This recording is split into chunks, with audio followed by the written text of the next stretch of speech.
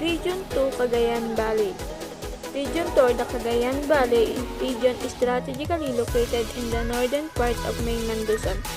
It is bounded by three mountain ranges: the Sierra Madre Mountain on the east, the Cordillera Mountain on the west, and the Carabalo Mountains on the south. The region consists of 5 provinces: the Valley Province of Cagayan and Isabela, the Mountain Province of Quirino and Nueva Vizcaya, and the Island Province of Batanes.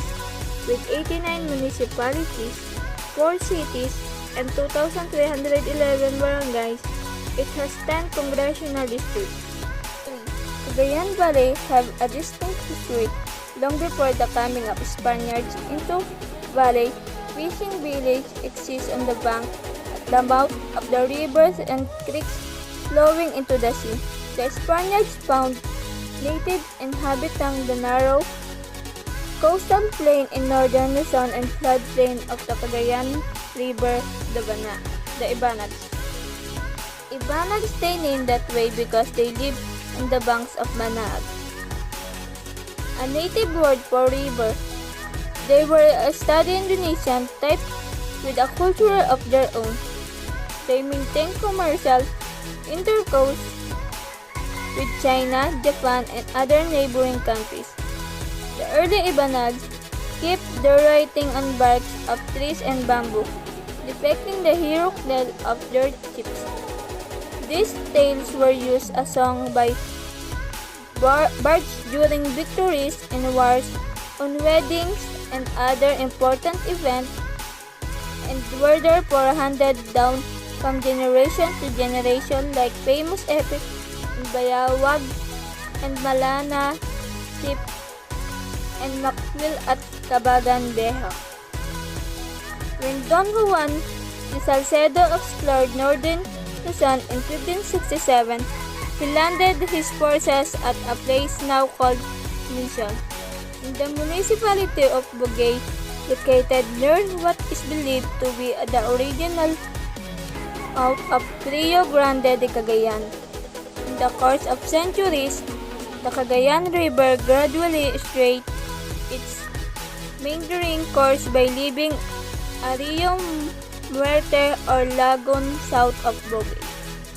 The lagoon, believed to be original mouth of the Cagayan River, measures about 16 kilometers long and roughly 1 kilometer wide. It was, however, in 1581 that the Spaniards, headed by Captain Juan Pablo Carrion, with his soldiers and their families, settled in the region.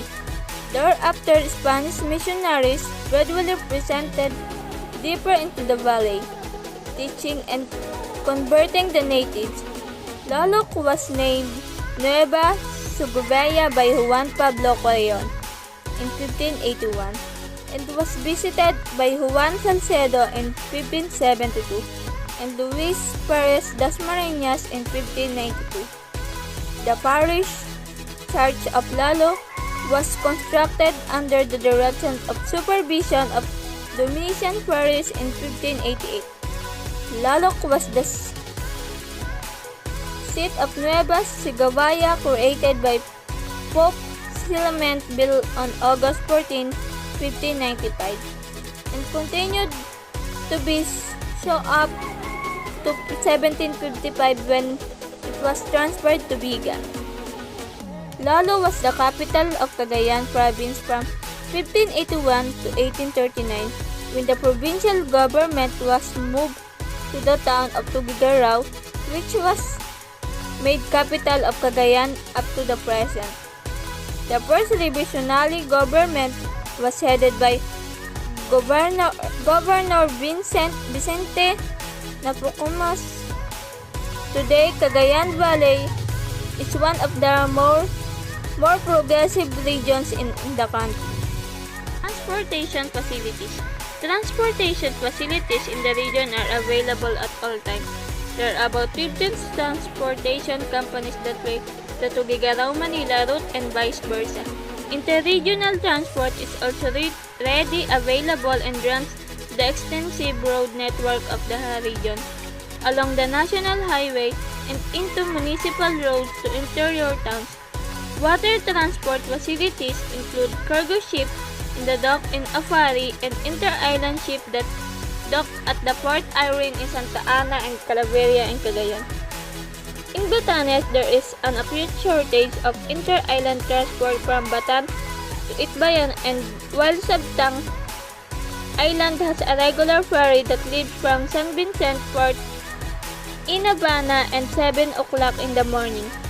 In Sabtang Island, boats are available for Ibuhos Island trip about 301 away from Barangay Nakunuman, and Subic.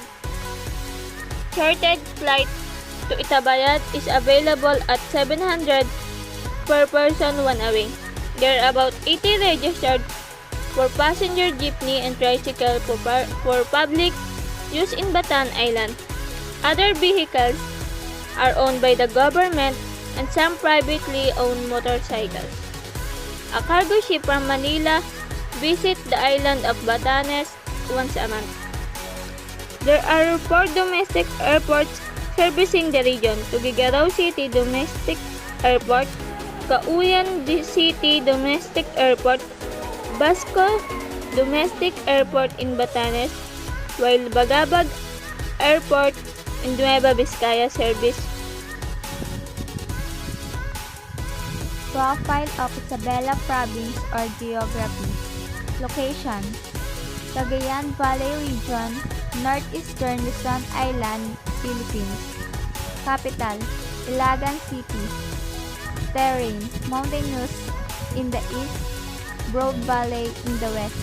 Industries: agriculture, manufacturing. Major products: rice, corn, sugarcane, peanut, livestock. People or language: Ilocano, Ibanag, Gadang, Tagalog, Ifugao. 3 cities: Kawayan, Ilagan, Santiago.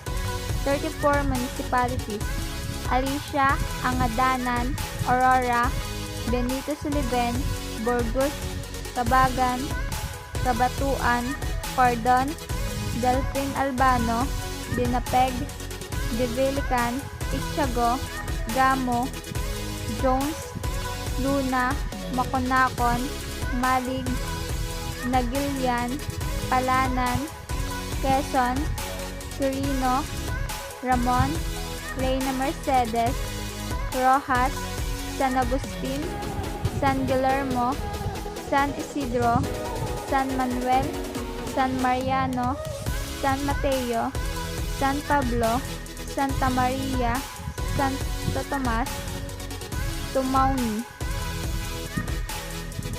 The province of Isabela was created out of some towns from southern Cagayan and some towns from northeastern Nueva Vizcaya through a Spanish royal decree issued on May 1, 1856.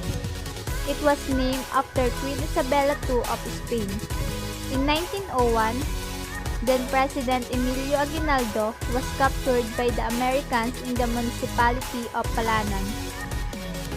Don Francisco de Choso became the first elected governor of Isabela when it was reconstituted as a province during the American period. In 1907, when the first Philippine Assembly was opened, Nicasio Claraval represented the province. In 1987, the province was divided into 4 legislative districts. On September 27, 2018, President Rodrigo Duterte signed Republic Act No. 11080, reapportioning the cities and towns into 6 districts. Economy of Isabela Province. Isabela is largely an agricultural area where rice, corn, peanut, and sugar cane are the main products. It is the top producer of corn and peanut in the Philippines and the second top producer of rice. Although there are few large manufacturers such as soft drinks bottling, manufacturing is still undeveloped in the province. small-scale production of food items, furniture, handicrafts, hollow blocks, jeepneys, and tricycles are prevalent. Tourism is slowly picking up, with the opening of the Eastern Corridor when the construction of a new road leading to the town of Dibilican is finished. The tourism potential of the province is expected to be fully developed. Isabela is home to Magat Dam, the second largest in the Philippines. With its 3 fast-growing cities, it has attracted many Metro Manila-based chains of shopping centers and real estate companies. Profile of Cagayan Province. Location: Cagayan Valley region in northeastern Luzon, Philippines. Capital: Tuguegarao City.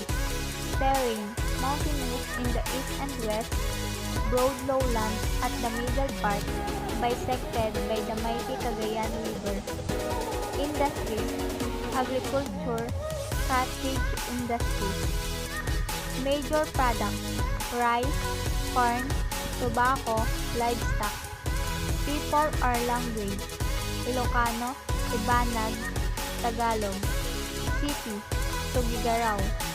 28 municipalities: Abulog, Alcala, Alacapan, Amulong, Apari, Bagao, Balesteros, Bugre, Palayan, Camalanigan, Claveria, Inuile, Gataran, Gonzaga, Igwig, Lalo, Lasam, Pamplona, Peñablanca, Piat, Rizal, Sanchez, Mira, Santa Ana, Santa Pracedes, Santa Teresita, Santo Niño, Solana, Tuaw.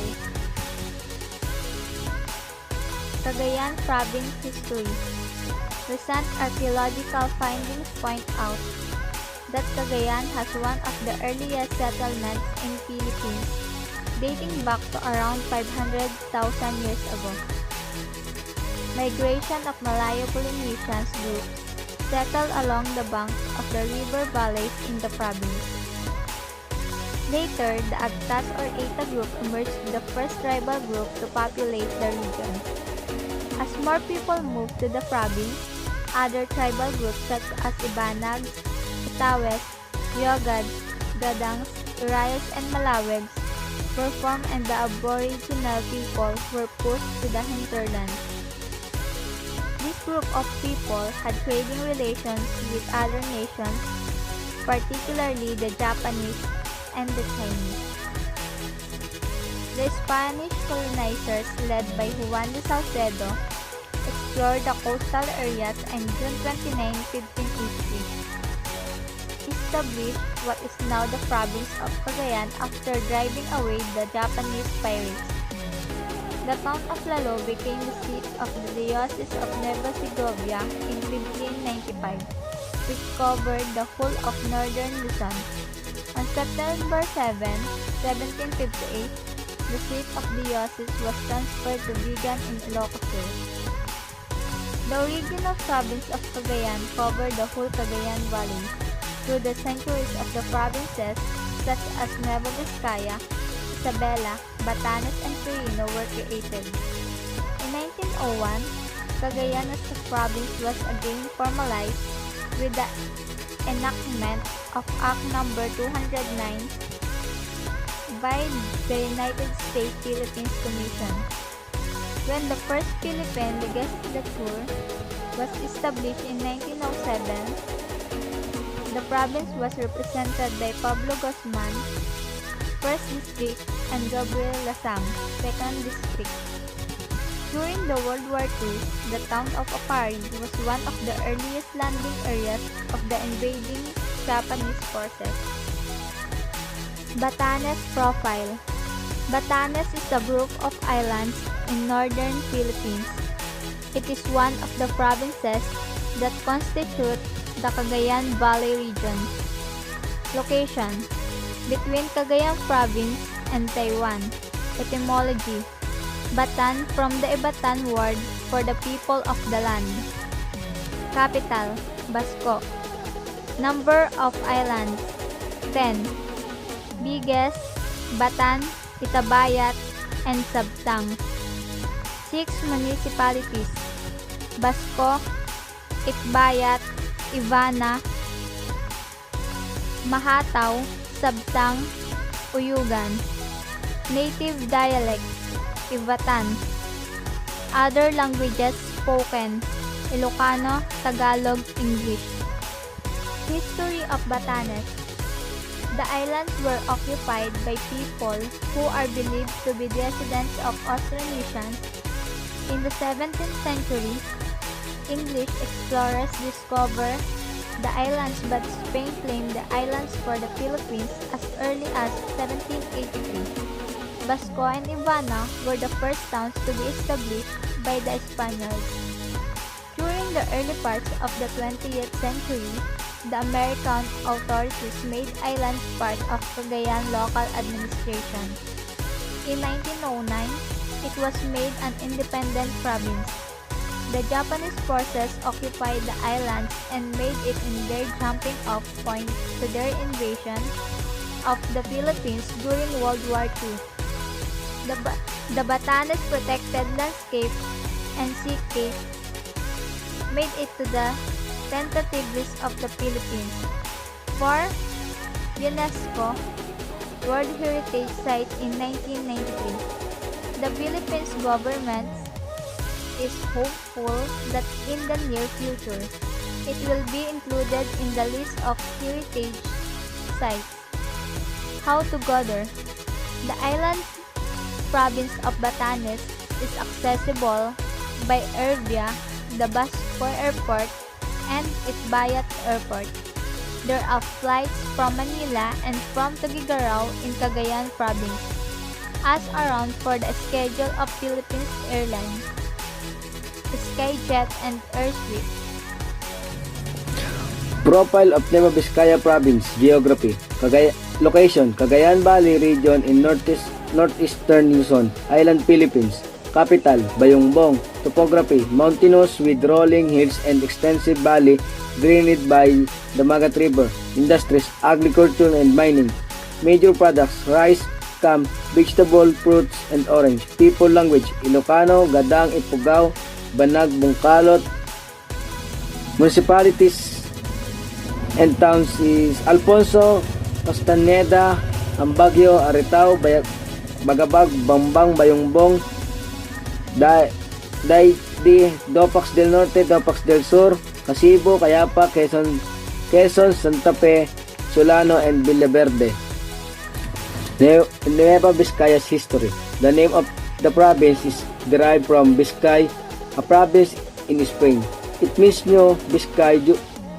During the earlier part of the Spanish regime in the Philippines, Nueva Vizcaya was part of Provincia de Cagayan. The earliest known Christian settlement in the province was in Santa Clara, now a barangay in the town of Aritao, where a convent was built. On April 10, 1841, a royal decree was issued creating Nueva Vizcaya as separate politico-military province. Its territory at the time included the now province of Ifugao, Mountain Province, Quirino, some parts of Isabela Province, and some areas of Aurora Province. During the American period, the territory of the province was reduced, with some areas going to Ifugao and Mountain Province, while other lands to Isabela. The province was first represented in the Philippine Congress in 1916 with Wenceslao Valera as its first congressman. During World War II, Balete Pass, now Dalton Pass in Santa Fe municipality, was the scene of a major battle between the Japanese and the combined American-Filipinos force. In 1971, the territory of the province was further reduced when Quirino Province was created. Profile of Quirino Province Geography. Location: Cagayan Valley region in northeastern Luzon, Philippines. Capital: Cabarugis. Topography: mountainous, rolling hills and broad valleys. Industries is agriculture, light manufacturing such as furniture and dried flower production. Major products is rice, cam, vegetables, mango, banana, and coconut. People language: Ilocano, Ifugao, Gadang, Kankanay, Bungkalot. Municipality: Aglipay, Cabarugis, Dipon, Madela, Nagtipunan, Saguday. History of the province. Quirino Province got its name from the 6th President of the Philippines, Carlos Quirino. Its present territory was carved out of the land from southern Isabela and southeastern Nueva Vizcaya. On June 18, 1966, the sub-province of Quirino was created through Republic Act 4734. At that time, it covered only 4 towns, namely Dipon, Saguday, Aglipay, and Madela. Delicacies mostly served in the Cagayan region include rice cakes, pinakbet, pansit kabagan, tapang baka, ginasang nga agurong, sugigaraw, longganisa, pansit batil patong, and the ginataang alimasag or crabs in coconut milk of Batanes. Cagayan Valley rice cakes can be best listed and described individually by classifying them by their mode of preparation, whether they are ground or whole grain, and also by their actual cooking method, which could either be steaming or boiling, roasting or baking, or frying. Regardless, it all starts with the ingredients common to them all, which is sticky rice or diket, deko, dekat in the local languages. Sinuntuan, sinuman, salapusok, sinapyan, pinasok, double steam, cook in coconut milk, masquerade or easy, stuffed with laro or ladek, endemic, pan-ethnic, Ibanag, Ilocano, Itawit. Steam or boiled whole grain rice cake, inatata, mixed with coconut milk, laro, sugar, cooked in banana leaves, endemic, pan-ethnic, Ibanag. Festival in Cagayan celebrate the activities to Cagayanos' hearts, their means of livelihood, religious events, and anniversaries, the key historical events. This would be a good time for visitors to see and experience firsthand and warm, welcoming nature of Cagayanos.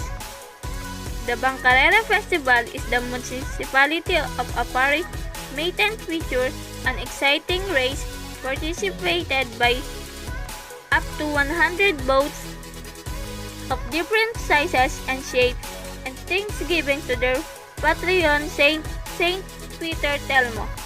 The Lumangay Festival in Gonzaga, May 5 to 10, commemorates the historical establishment of Gonzaga.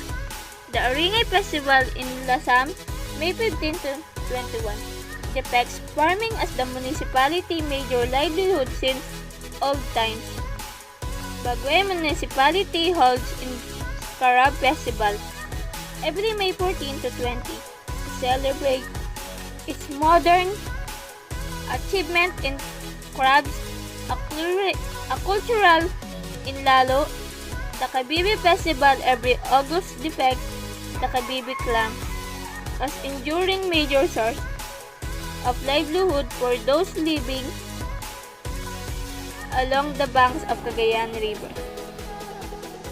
The province-wide festival are Agaw na Cagayan, June 23 to 29, which commemorate the establishment of civil government in Cagayan on June 29, 1582. Piat Sambali Festival, June 23 to 30, which religious devotees from all over look forward to. It features and reenactment of Sambali, a war dance of tribute that were united and converted to Christianity through the intercession of the Lady of Piat, known as a Black Mary. This festival is followed by the feast day of Our Lady of Holy Rosary of Piat, July 1 to 2, with activities centered of Piat Basilica Mirror, which houses the image of Mary. Sinabalu Festival. This festival is celebrated in the Malawag town by cooking sinabalu, which is glutinous rice with coconut cream cooked on bamboos and roasted in open fire in their town square. As in most festivals and celebrations, there are singing and dancing presentations showcasing the culture of Malawag. The festival is held here in April 25 and 26. Pamplona Town Festival. The Pamplona Town Festival held annually in the last day of April 29 and 30. Is full of fun, color, and entertainment for everyone. The fiesta celebration is always a grand one with all the timing of real town fiesta.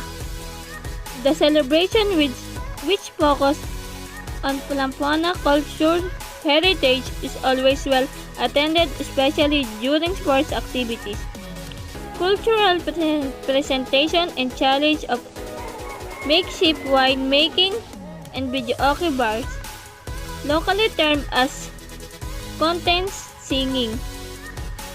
It is a great time to gather around, celebrate, and new relationship with friends and a heaven of devotion and Spanish architecture. Get a feel of old Spanish times as you walk around the old church of Cagayan, among the more popular sites. The Basilica Mirror of Our Lady of Piat. In the western part of Cagayan houses a statue and image of Mary, which was first introduced in Lalo in 1604, then known as Nueva Setubia. St. Peter Cathedral is the biggest Spanish bullet church in Cagayan Valley region. Its construction was complete in 1767. It suffered massive destruction in World War II, but was rebuilt, and it was now considered one of the most beautiful works of art in the country and the world today. Cala Philomene Church, built in 1881, is the widest church in the province, measuring 30 meters wide by 90 meters long, yet is made principally of bricks. The oldest bell in the far east in St. Jacinto Palona Parish Church in Calamanuigan, Forget. In the year 1595, it was brought to Manila in 1937 as part of the attraction during the 30th International Eucharistic Congress. Hiking, fishing, swimming. The long widening coastline of Cagayan harbors may spot of water-oriented activities like sports, fishing, swimming, and snorkeling. The Farmpalo Island, with its windy, undulating hills in Santa Ana, famous worldwide for its abundant marine life and the site of national international game fishing competition. Explore its old cape Ingano Lighthouse, which dates back the Spanish regime. It is still only operational lighthouse in the northeastern coast. What is the culture of tradition of Cagayan Valley? The Itawis are noted for the pottery and basket weaving tradition. The culture of Cagayan is shown in museum, historical building, and archaeological sites spread across the province. In Solina, the Neolithic archaeological site in Lanay have built stone to old use as early as 2,000 years back. 1. Clothing. There were simple clothes. Old women wore fan and kimono, while men used camisa de chino or the barong Tagalog. The Japanese have influence. 2. The family is very close. All stayed with their parents. 3. Before marriage, Ilocano children will ask for approval of the same set of parents first. Parents decide if they want to agree to let their children get married. They sing old songs, rides, and poems alongside puzzles, melodies, and the vocabulary produced by Ibanag. What are the major cultural groups in Cagayan Valley region? Majority were Ilocanos. Ilocano was the most prominent ethnic group in Cagayan. Of the total household population, 68.57% classified themselves as Ilocanos. The next three prominent ethnic groups were the Itawit 8.63%, Ibanag 8.51%, and Itawis 7.81%. What is Cagayan Valley region known for? Cagayan Valley, the fourth largest region in the Philippines, covers 26,838 square kilometers. Of this area, 3/4 cover the province of Cagayan and Isabela. The region has a wide expanse of rich agricultural lands sustainable to a wide variety of agricultural commodities. What are the beliefs of Cagayan Valley? Majority, 76.51% of the population of Cagayan Valley region were Roman Catholic, Evangelical 4.24%, and Aglipayans 3.66%, followed about 15.65% belong to other religious affiliations. What are the tribes of Region 2? The Nueva Vizcaya province was one dominated by tribes such as Igorots, Ifugao, Ilongos, Aitas, Gadgangs, and Amaalas, but due to the rise in immigrants over the province, it has now dominated by Ilocanos, Tagalog, Pangasinense, Kapampangan,